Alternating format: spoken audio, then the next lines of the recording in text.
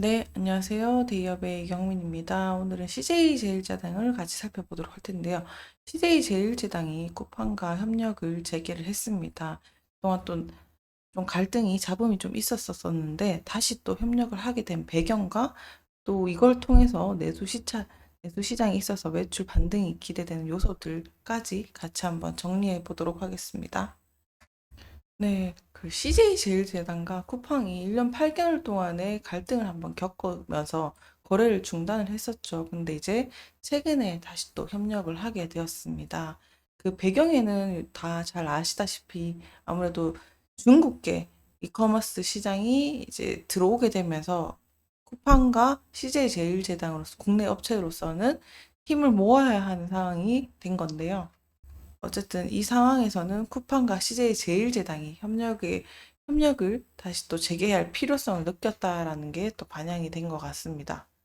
잠깐 설명을 드리면요. 앞전에 무슨 일이 있었냐.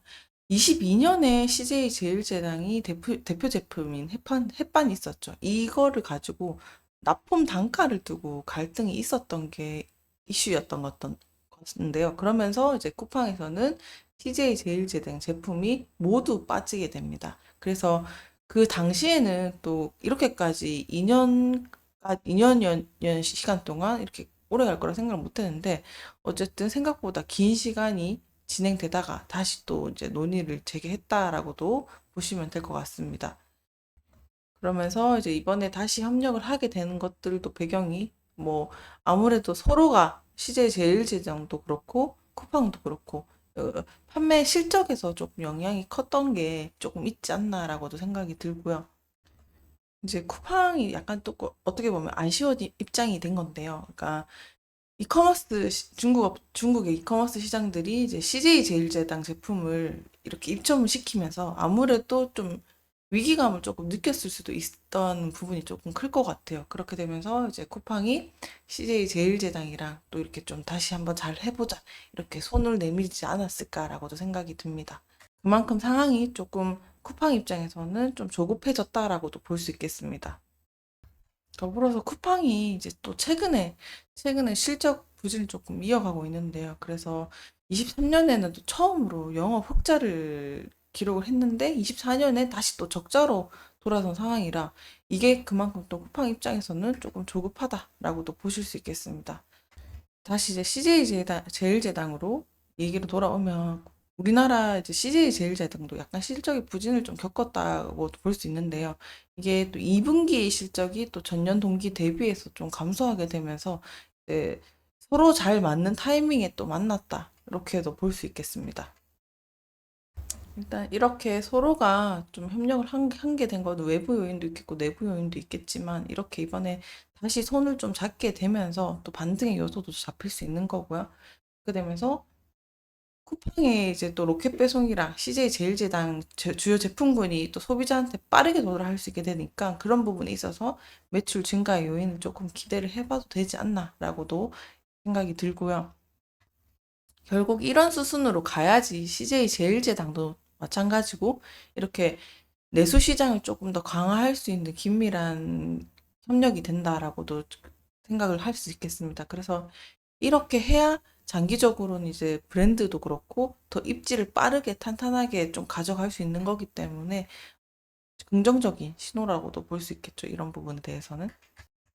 쿠팡과 이번에 CJ 제당이 비슷한 사례는 또 CJ 쿠팡과 LG 생활건강의 이슈가 또 있었어요. 그때 그 당시에도 19년에 납품 단가 문제로 이제 거래를 또 중단을 하게 됐는데 24년에 협력을 또 다시 좀 재개를 했어요. 그때 이제 쿠팡이 LG 생활건강을 이제 로페께 배송해서 제외를 했는데 또 경쟁이 심화가 되니까 다시 또 손을 잡게 된 겁니다. 이게 또 CJ 제일제당과 매우 또 비슷한 사례라고도 볼 수 있겠죠.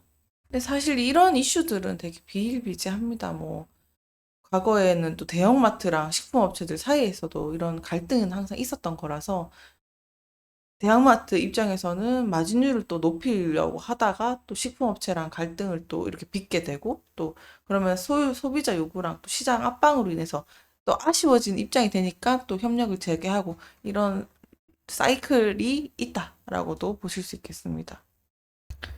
그래서 이번에 이렇게 다시 협력을 하면서 또 긍정적인 신호가 또 나왔으니까 이렇게 실적을 서로가 회복할 수 있는 기회를 잡게 됐고, 어쨌든 긍정적인 요소들이 조금 많아질 수 있겠다라고도 볼 수 있겠는데요.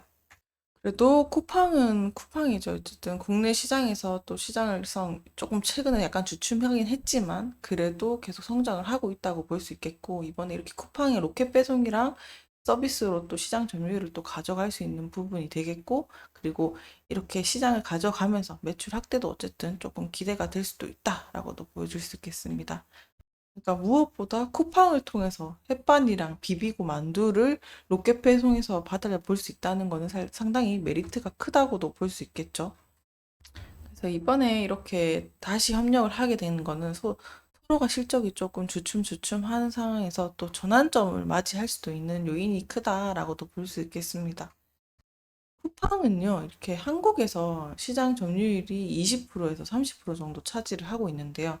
쿠팡이 이제 사용자 수가 거의 2천만 명에 달합니다. 그러면서 빠른 배송으로 또 유통 채널을 또 자리 잡아 나가고 있는데요. 그래서 이렇게 쿠팡을 타고 CJ 제당이 스팸이랑 뭐 비비고랑 인기 상품을 이제 쿠팡을 통해서 배송이 되기 시작을 하면 또 연간 매출이 그래도 한 2% 정도는 개선될 수 있는 여력이 있지 않을까라고도 생각이 들고요.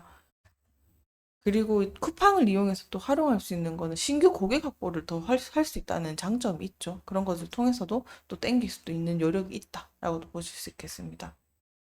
그리고 쿠팡 자체는 젊은 층한테 또 워낙 선호도가 높기 때문에 1인 가구나 또 주부들 대상으로 또 해서 쿠팡을 통해서 협력을 하게 되면은 또 그런 부분에 있어서 공급량이 조금 더 증가할 수 있지 않을까라고도 생각이 듭니다.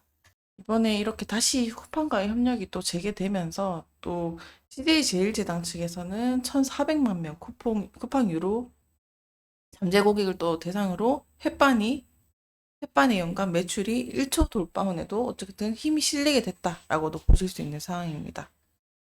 네, 오늘 이제 CJ제일제당과 쿠팡의 협력에 재개를 하게 되면서 내수 시장을 또 그만큼 또 잡아갈 수 있는 기회를 잡았고, 또 인기 상품을 쿠팡을 통해서 빠르게 배송할 수 있다는 다시 또 국내 내수 시장을 잡을 수 있는 유리한 위치에 접어들게 됐으니까요. 그 부분에 있어서 매출 기대 요소도 조금씩 해보도록 하겠습니다. 오늘도 시청해주셔서 감사합니다.